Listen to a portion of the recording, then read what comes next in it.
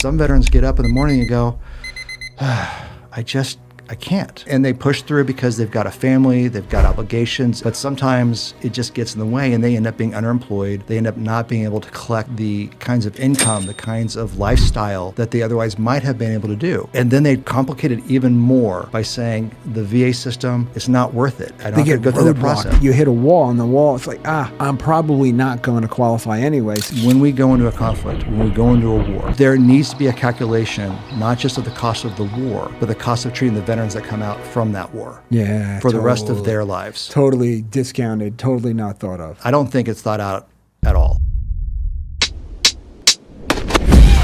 Each financial decision is not in a silo by itself.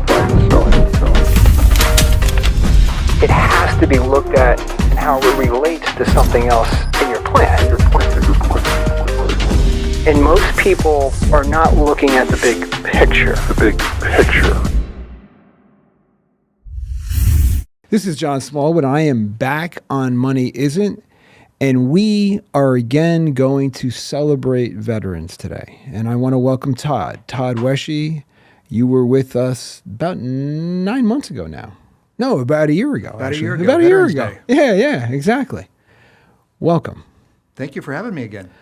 That episode that we did was probably, I learned the most about veterans benefits, the lack of benefits that I've ever known in my 35-year career of wealth management. And it seems to be so overlooked. And the response rate to that podcast has been absolutely incredible. And I know you've really helped a lot of people as a result of it. The response was amazing. And I was so glad that the podcast was able to reach so many people who otherwise would not have heard the really important message about how veterans can get their benefits and why it's important for them to do so. And quite simply, they were promised these benefits when they enlisted. They earned them through their service, and now they deserve them because of their disability. So there's really no reason to not take advantage of the opportunity that presents itself. And when people think about disability, they think about like, well, I can't get up and I can't go to work. Right. And and this is what I wanted to bring out today is, even when I bring it up to people, they're like, well, I'm not disabled. I work. I have a great job. Mm-hmm. But you are in a format of lost hearing. You have ringing in your ears. You have PTSD. You have things that are putting a cap on what you actually can contribute to your job. You have things that are keeping you down, not allowing you to be the best version of yourself. And I think that's kind of an important distinction there. Disability people think about as life-changing conditions. You know, they've lost an arm, or they're living in a wheelchair, or they've got a severe psychiatric condition. And yes, those are disabling conditions. But VA looks at things as simple as flat feet, or tinnitus, the ringing in your ears, or even scars, discolored skin. Things that don't generally consider to be a disabling condition are disabilities under the VA law. So pretty much the way I look at it is, if you look at yourself as a perfect specimen of humanity, you are perfect at birth, and you look at any changes to your systems, internally, externally, body, mind, anything that is different than it was before you went into the military as compared to when you left the military, then that change can be a disability because it's not something that functions the way it's supposed to. It's not doing what it's designed to do by God or by evolution or whatever you want to call it. You're different. And you've worked around it. You've adapted, because humans are incredibly adaptive. And as a veteran, you are adaptive. That's exactly what we do. And we're trained to push through. We're trained to mission at all costs. You know, if you get a boo-boo, if you get injured in any way, shape, or form, it's almost like in the military, you know, suck it up, buttercup. Don't complain. Right. You know, here's some Advil. Keep doing your job. Keep on. Keep on keeping on. And so that gives even veterans today who are separated from service yesterday or 20 years ago, doesn't matter, that mentality kind of sticks in there and says, you know what? I'm not that bad. Somebody else is worse off than I am. I don't need the benefits. And so I'm not going to take advantage of the system. But really, even something as simple as tinnitus, that ringing in your ears, all as annoying as it can be, isn't really going to prevent you from having a job in many circumstances, from earning an income, to supporting your family. But VA is still going to pay you for it if you claim it and you can prove that it was connected to your military service. So yes, the severe things, PTSD, amputations, traumatic brain injuries, absolutely. Back issues, legs, you name it. tendon issues. Of course, those are going to be disabling. You're going to feel the pain. You're going to limp. You're going to have the psychiatric issues. You're going to maybe be explosive or angry or exposure to certain elements that have changed your body. or chemicals. You know, the toxic exposures in the Middle East and things like that. All of those things. And the VA recently with the PACT Act even said that sinusitis, just a constantly clogged nose, the sinuses, that's a disability too. So things that you go is like, well, that's just an everyday thing. That's one of the most annoying things ever. Yeah, it's an everyday thing. You get it from a cold, you get it from environmental exposures, you get it from whatever. That can be a disability that can be compensated. So I fear that a lot of veterans think it's not bad enough, it's not worth the effort to even go through the complicated VA system just to get 10% or $150 or something like that for my tinnitus. It's not worth it. It's not worth it. Right. Exactly. And that's what I wanted. I wanted to have you back because there's this overwhelming belief that I don't really deserve the benefits. And my position is if you're listening to this, you either are or you know somebody that served and is a veteran. And my position is you sacrificed. You made a sacrifice to protect this beautiful country, okay? And that it set you back in your career, it changed things, it did things, it gave you a better career, it did whatever, okay? But as a result of that, veterans deserve more than they're actually receiving. And when you don't pick up what you are supposed to get, you're leaving wealth, you're leaving opportunity, you're leaving your ability to make a difference in other people's lives. You're reducing your own capabilities. And I believe a veteran should actually have more for the sacrifice than what they have now. Smallwood Wealth Management is the lead sponsor of this podcast. You have an opportunity to have a free, no obligation conversation with one of our qualified advisors. Go to smallwoodwealth.com, schedule a call, or call us at 800-797-1000 and get on our calendars. I think a lot of veterans are motivated by the sense of mission, Correct. their sense of purpose. And they go in the military, it might have been for 9/11, it might have been for any number of reasons. And they go in, they do their 4 years or their 20 years, and they come out, and that sense of purpose, that sense of mission that they had when they were in the military kind of evaporates. Yep. And there's a sense of kind of, for a lot of veterans, not every veteran, but a lot of veterans kind of like, okay, now what's the next chapter going to be? What am I going to do? And they're now facing that question, what am I going to do with the rest of my life, in the face of their body not being the same as it was when they enlisted. Correct. Either psychologically or physically. And that adds that extra little burden on them to try to figure out not just what they're going to do next, but how they're going to do that in light of the fact that they're not as capable as they used to be. And they might be having a psychological disability. PTSD is so common and so rampant in the veterans community. Anxiety disorders, whether it be PTSD or not, are so common that you think about a high stress, high impact type of industry, like high technology, or anything that involves like a rapid kind of manufacturer. Yeah. The core of that business is going to be stressful. It's going to be layering on stress on top of stress. And so a lot of those high paying jobs, sales, even sales, technology, sales, anything where there's going to be a level of stress that's going to then compound on top of the veterans' existing stress from their anxiety and whatnot, is just going to make it even that much harder to be successful over the long term or even in the short term in their careers and whatever they choose to do with the rest of their life. So a lot of veterans just say, I'm not going to bother. And they get jobs that are under their capabilities because it's less stressful for them. Correct. And that's underemployment. Underemployment. Which is a disability. I think it's the result of the disability. It's a carry-on. It's a symptom of being not able to fully be who you are in the world because of some sort of thing. Right, right. And imagine it, just even something as simple as flat feet. That takes so many jobs out Is of the that fat or flat? Flat, I'm just flat, kidding. like fat. Well, fat feet too. But you think about your ability to stand for long periods of time on your feet. That takes away a lot of manufacturing jobs that aren't highly skilled. Nursing jobs. Nursing jobs. You think about a job that involves your back, like lifting and carrying things. If you've got a back disability. A back disability also keeps you from sitting for long periods of times in a chair. You get up and sit down, get up and sit down And back repeatedly during the day. back issues are debilitating. And then you add on top of that the depression or the anxiety that comes from the fact that you have a disability. So now you're depressed about your disability, and so you're less likely to get out of bed. You're lethargic. You're not as motivated during the day because you're thinking about your back because it's always in pain. You're thinking about your feet because they're always in pain. You're thinking about The first thing you do when you get out of bed is you think about your back. you think about your pain. Yeah. Yeah. And sometimes it's just a struggle for veterans. And I'm not saying every veteran. I think a lot of veterans do find ways to succeed in this area. Yeah. But some veterans get up in the morning and go, I can't. I just can't.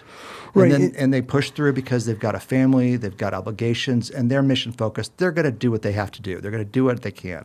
I fully believe that they have their best interest in mind. They're going to try if they can.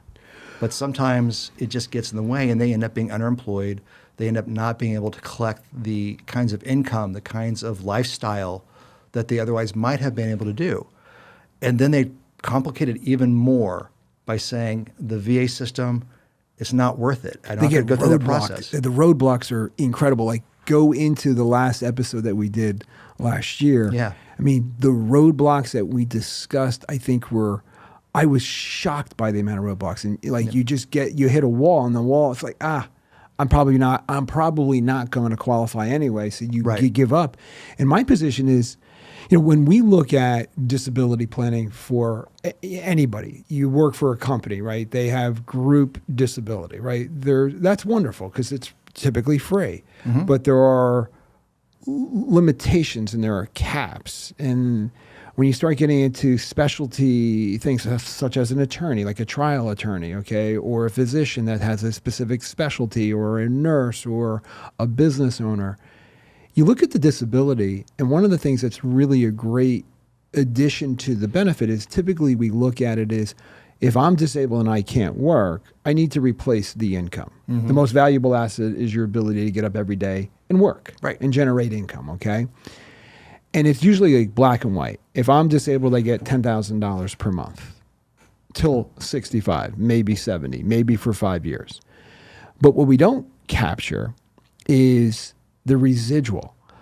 I'm disabled for 18 months and I come back to work, and instead of making, $150,000, I'm now making $75,000, which brings me back to exactly what we talked about earlier, is I'm now under earning as a result of my limitation from something. Now, that residual benefit on a good disability policy pays a partial benefit. And if you lose a certain percentage, it could kick in the entire benefit, which is designed to help you live the same lifestyle. Disability protection is that purpose. Now, what's beautiful about the veteran's disability, correct me if I'm wrong, it's lifetime. It's lifetime so long as you're still disabled. You still have to have a disability. Correct. So as long as you have a disability and it meets certain symptomatologies type of thresholds, for example, a disability that's less severe is going to get paid less. Disability that's more severe is going to get paid more. Correct. And they have scales between 0% and 100% and 10% increments. So you can have one disability at 10%, another one at 50%, one at 70%, one at 40%. You can do one that. could be lifetime. It could be Some it could be shorter. lifetime. Yeah. And if the disability gets worse, you can make a claim for an increase and you can get bumped up from a 30 to a 50. That's possible. If it gets better over time, they can take it back down to 30. They're compensating you for the actual effects of the disability on your ability to earn an income. But it's not just on you. They do it kind of in a generalized across the civilian workforce type of perspective. So it's not income replacement. It's never designed to be income replacement. No. Somebody who's sweeping floors can be just as disabled as a CEO.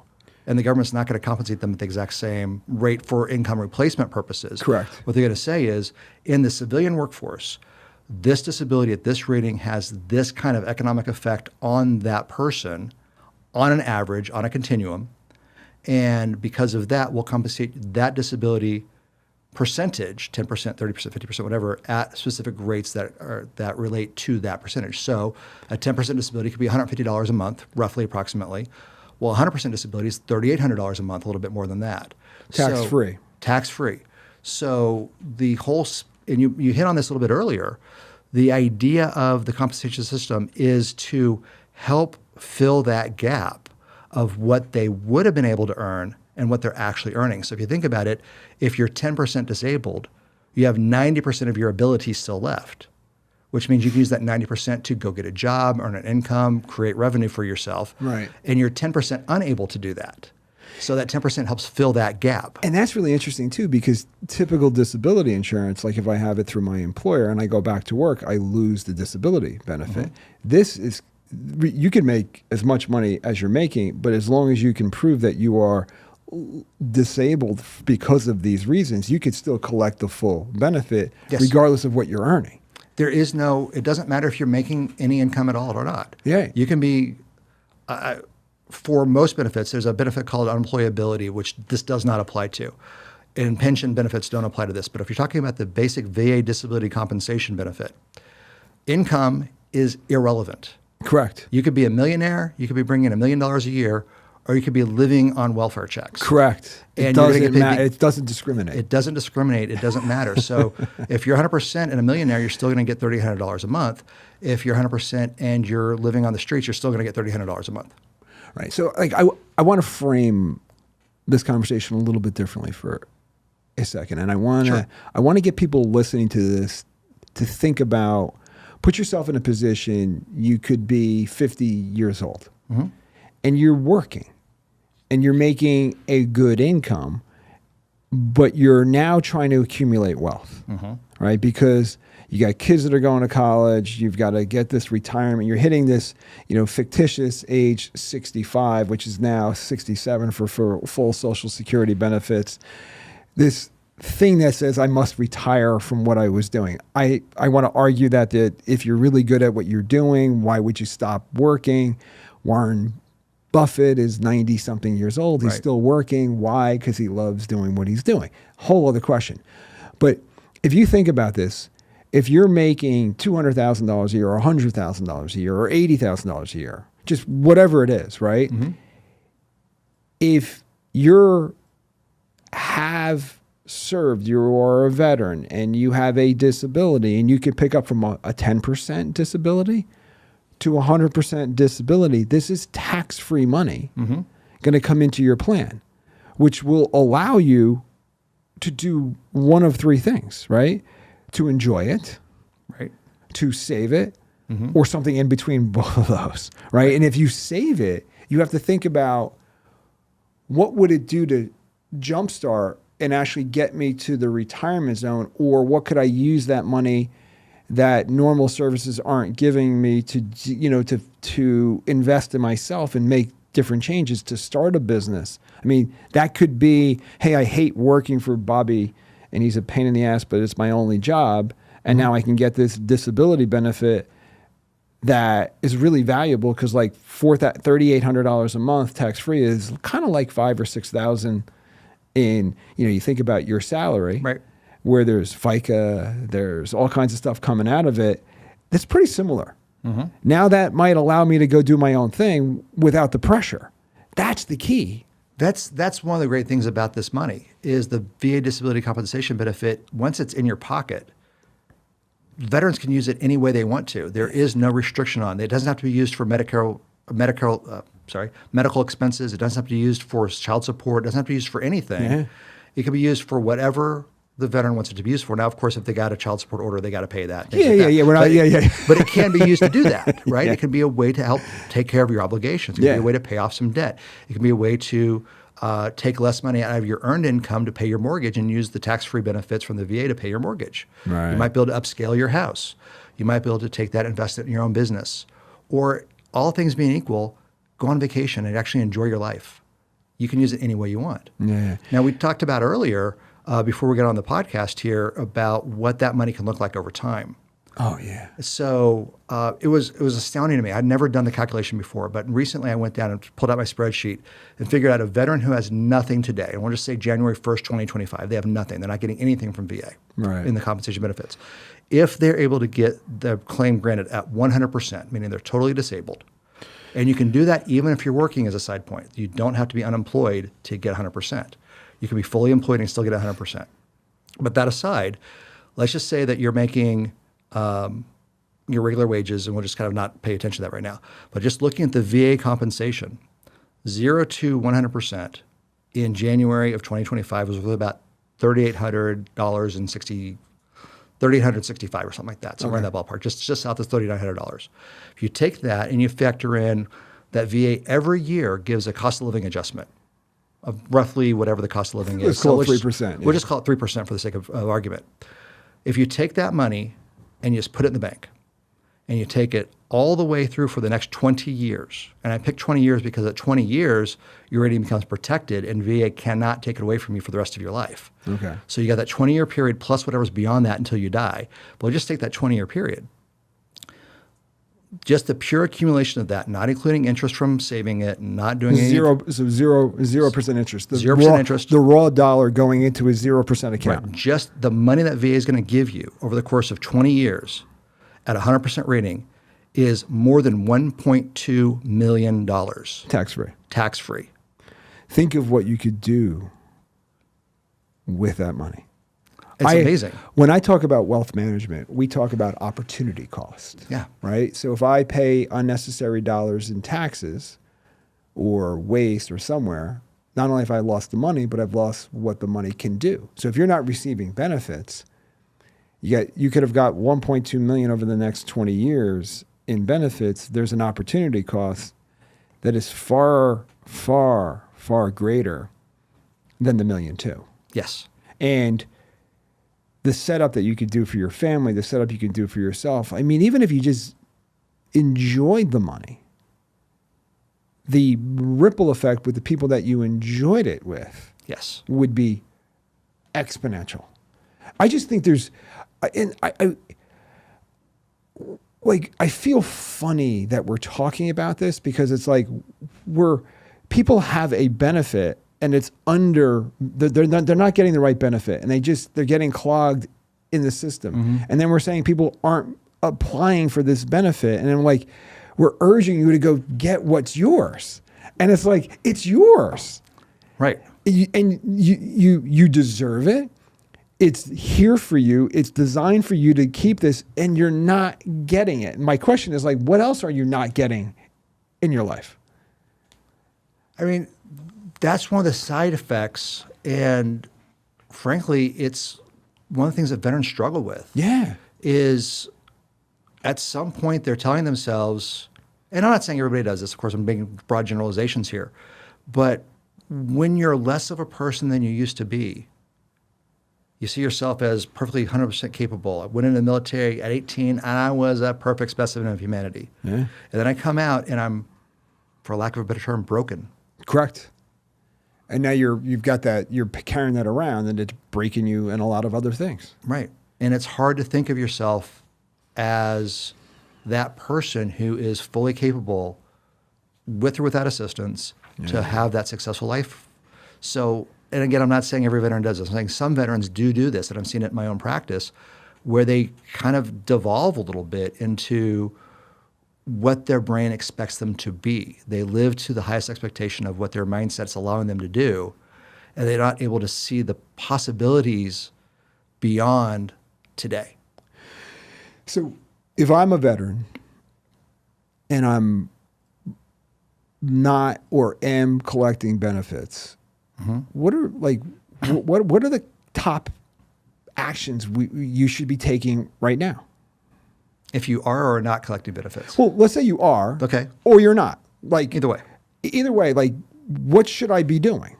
If I'm getting the maximum benefit, I probably shouldn't do anything because I'm getting the maximum benefit. Well, the maximum benefit actually is it's actually higher than you think it is.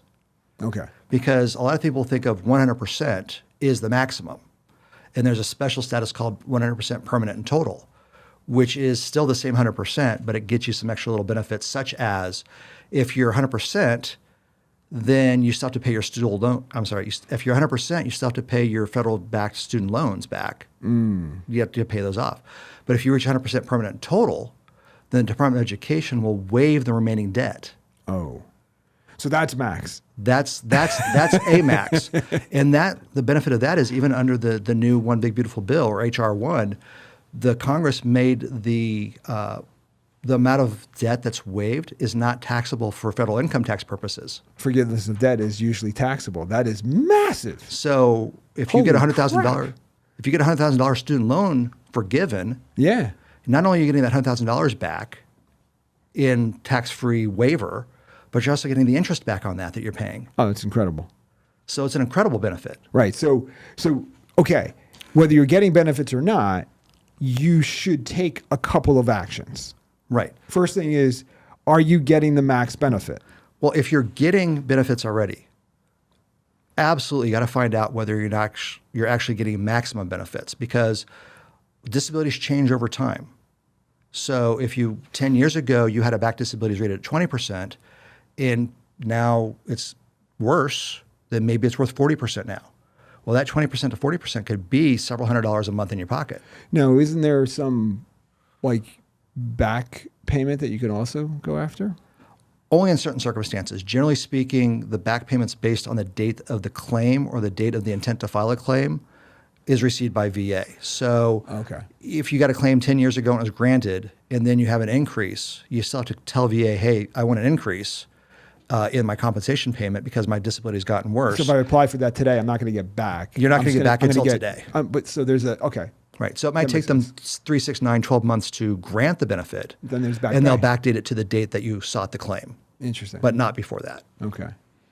What else? What are some other actions that I should be considering? One of the things I think about for veterans who are not already in the system, who have not made their compensation claim, is to do what I call the blue line scan. And this is the idea of sitting in a sci-fi movie, and you've seen people have gotten shot, they're in sick call, they're on a white bed, they've got a dome over them, and there's a red or blue laser light scanning their body. You kind of get the picture. You've seen that before in the Oh, movies. yeah. So the veteran needs to imagine themselves in that bed, and that laser starts at their head and scans them all the way to the bottom of their feet. And at each point, and the veteran's doing this exercise kind of mentally, at each point, okay, at the top of my head, I got that laser light there, I'm losing my hair, so maybe I'll write that down. And then I think, oh yeah, I got hit over the head, or the hatch fell on my head during scars, dent in my head. dent in my head. You know, maybe that hatch hitting my head from in the submarine caused. Maybe I have chronic headaches because of that nowadays. So you're just kind of going through your body and looking at every system, everything as that line slowly goes through your body, and you're making a note of that, because each of those things that are identified as being different than they used to be before service is a potential disability claim. And each one of those could be rated. Each inch could have 100 things. Each inch could be a different rating. Right? Yeah. I mean, think about that. Yeah. Like So- from the top of your head to your chin, the amount of stuff that could be wrong Right. and that's going on is incredible. Hearing loss, tinnitus, sinusitis, teeth is a little tricky, headaches, traumatic brain injuries, psychological issues. Vision. Vision in certain circumstances, yeah. Yeah, blurred vision. If it was caused by a trauma to your eyes as opposed to just your eyes getting old. I walked in with 20/20 vision. I don't have it on the way out. If you got a trauma to your eyes, then yes. Yeah. Not just your eyes But got a worse. trauma to your head or trauma to Could. yeah, no, I didn't. Yeah, it's not that I need contacts now. Right. Yeah, but there's a reason for it. And then you get down to your neck. You're a backpack and you're carrying stuff around, and now your neck's got a bulge in it. So your headaches are at 50%, and hearing loss is 0 to 10%, and tinnitus is 10%, and psychiatric condition would be 50% or 70% pretty commonly, and a scar might be 0%, and your sinusitis might be 0 to 10%. Then you get that bulge in your neck that could be 0, 10, 20%, and you just keep going down, and you haven't gotten to your shoulders yet, Yeah. right? So okay, so where would somebody do that? So they just do that in their house. They just sit there with a piece of paper in their favorite chair, and they just write it down as they go. And that will give them, Or you get a nice little chat bot and you just talk. You talk through it and it takes the notes, right? however you want to do it. And that will give you the list that may form the basis of your VA compensation claim. Now you've got that list. Now you got the list because a VA disability compensation claim has to have, as a core part of it, disabilities. Right. So you're identifying potential disabilities. So that's the cornerstone. I do this, what did you call it? The blue line scan. The blue line scan. I now have a document that I've identified a bunch of things. Right. Do I go to the VA? Where do I go? At the same time, or even before you do that blue line scan, if you're going to make a claim or you think you're going to make a claim, at a minimum, you got to go to the VA and file what's called an intent to file a claim. Okay. And that's just a one-page form that tells VA, hey, I'm not ready to file the claim yet. But I'm thinking about it. But I'm thinking about it. I'm going to do it. And you have 1 year from the date of VA's receipt of that intent to file a claim form to actually file the claim. Okay. Which allows you to do that blue line scan, get all your medical records together, talk to your doctors, find out what else might be going on with you. Get another exam Get here. things documented the way they need to be get documented. some blood tests or whatever it is. Lay statements from your buddies who saw the Full incidents body, occur. actual full body scan. Whatever you want to do, whatever you think might be appropriate for those conditions, and then you can submit all that with the claim. And again, you get 1 full year to do that from the date of VA's receipt of the intent to file a claim, which gives you a full year to really think about what you want to file a claim for. And again, based on that effective date rule, if it takes 1 year to file your claim and another year to actually get a grant on some or all those benefits or all those claims, then you potentially have 2 years of retroactive pay that'll get paid out because you get the period of the intent to file as well as the time of the actual claim paid out when they actually grant the benefits. In a lump sum. In a lump sum. That's beautiful. Tax-free. That's beautiful.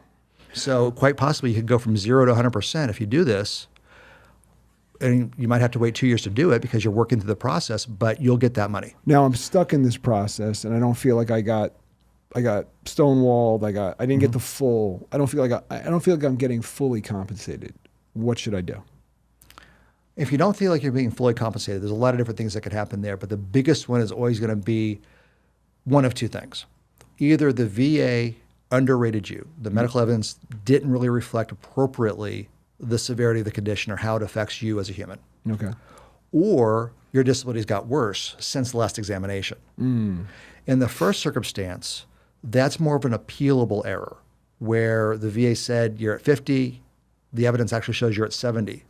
Or the doctors didn't produce evidence that showed that you're at 70, but you actually are at 70 for whatever the symptoms might be for that 70% rating. Okay. So you go through, you can either make a new claim called a supplemental claim, which is a form of appeal, or you can actually file an appeal, also called a supplemental claim, or a higher level review.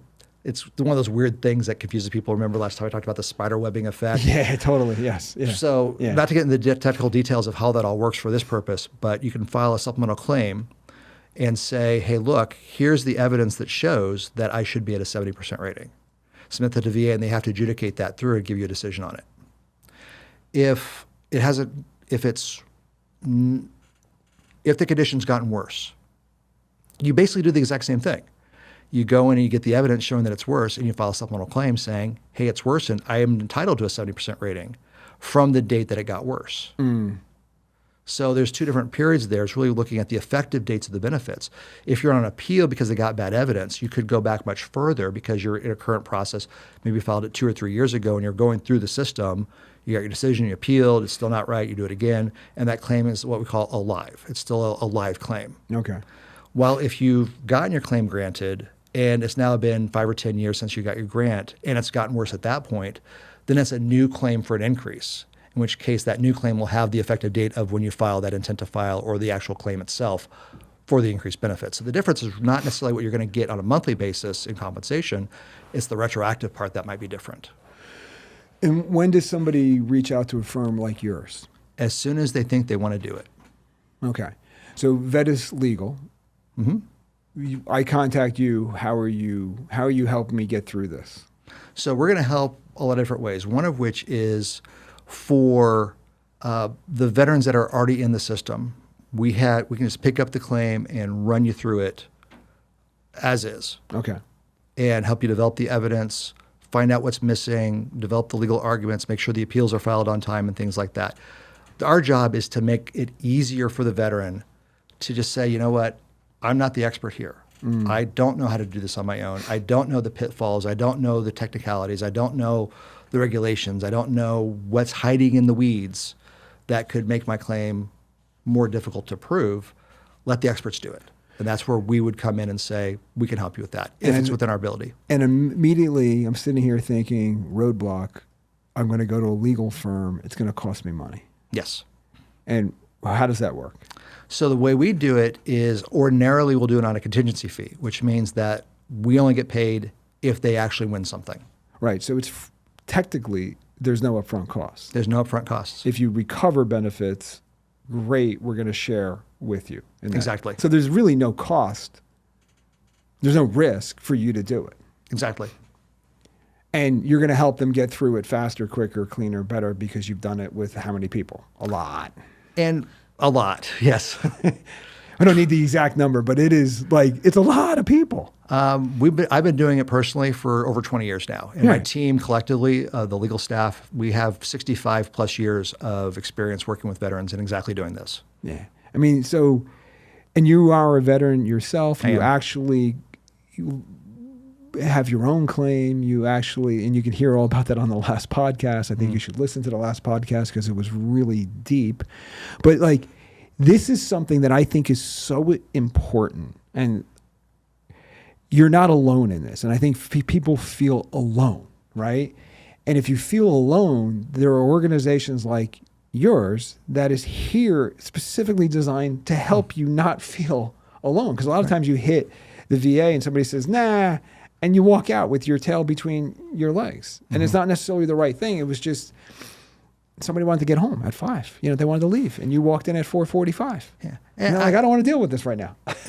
I'm not a VA apologist. I'm not going to make excuses for VA. That's not my job. No. But there is a reality to the situation. And that is that the VA is made up of humans, people who I genuinely do believe want to do what's best for the client or for the veteran. 100%. And their hands are tied by laws and regulations. Their hands are Procedures, procedures, things that come down from on high from the president or the secretary of Veterans Affairs, whatever it might be, staffing shortages or budget cuts or whatever the case may be. And they're doing the best they can with the resources they're given. In an overburdened system where war after war, conflict after conflict, peacetime even, more and more veterans are being created, and a lot of them are coming out with a claim that they can file. Yeah. And so, And they're not. And they're not, but even then, imagine if they were. I think, and this is about as political as I'm ever going to get on a podcast, is I think that when we go into a conflict, when we go into a war, there needs to be a calculation, not just of the cost of the war, but the cost of treating the veterans that come out from that war for the rest of their lives. Totally discounted, totally not thought of. It's not thought about. I don't think it's thought out at all. Now, I don't have any proof of that. I can't say that definitively, but there's a sense among the community, I think among a lot of veterans, that once they become disabled, they're thrown into an overburdened system and forgotten about. And that's sad. And my goal as an advocate, as a disabled veteran myself, is to help people navigate that to the best of my ability and my team's ability so we can take that pressure off of them to figure it out themselves, to give them the chance to get the benefits that they were promised, earned, and deserve so that they can actually get exactly what the Congress and the president and the government and the people have told them that they should get for their sacrifice. How does somebody reach you? How do they find you? They can reach us at vetuslegal.com, which is vetuslegal.com. I think the key here too is reaching out to you, picking up this number and calling that number is going to be really the important thing, and determining whether or not you guys can help. And that's a quick process. That's a very quick process. We can usually get a good sense of somebody's claims and what we're able to do for them. 45 minutes to an hour. Yeah. So I urge you to do this. And I think, in our show notes, you'll see a link to the website. The phone number will be there. The phone number is?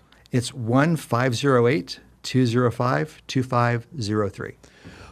And then you actually have your own podcast. I do. Specifically designed to help veterans do this. What is the name of the podcast? It's the Vets with Benefits podcast. The Vets with Benefits podcast. It is on YouTube. It is on Spotify. It's on all the iTunes, major all platforms. major mediums. So wherever you prefer to consume podcasts, subscribe, like, comment, share. Absolutely. And if you can't find it on your major platforms, we're also at vetswithbenefits.us. Vetswithbenefits.us. Correct. Love it. I really appreciate you being on today. Thank you. Thank you for having me. Much Pleasure. appreciated. Awesome. That was good. Hey everyone, thanks for listening. As a quick reminder, yes, I am a lawyer, but I am not your lawyer unless we already agreed to work together. While the things we talk about on this podcast may be legal in nature, it is not legal advice. If you need a lawyer, you should reach out to a qualified licensed attorney in your area.